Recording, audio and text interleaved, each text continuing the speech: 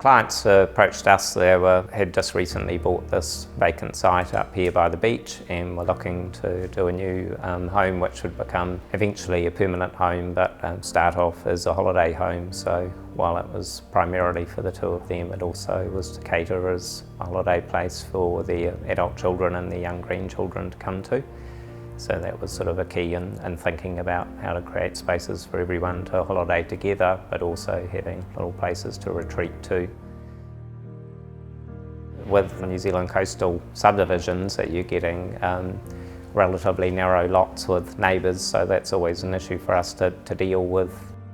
A solution that we've used on this house, we've used a few times before to create a courtyard in the centre, and that courtyard space becomes a sheltered, sunny outdoor area, capturing the beautiful views in one direction, but also carefully shutting down views towards other buildings and things that you don't want to see.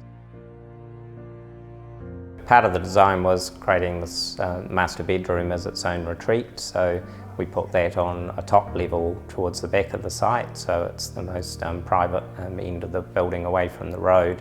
But sitting up in the sort of crow's nest bedroom, you're looking right out and having unobstructed views over the top of the rest of the house. Up there we were able to create a real retreat room, so even when the house is full of guests and family, you can escape up there and have their own luxurious space.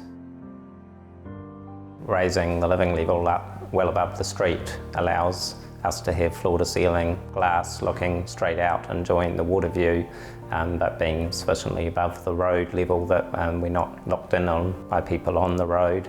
And when you're in the house, you look outwards, you can't see the road down below you, so you just get an uninterrupted outlook to the water.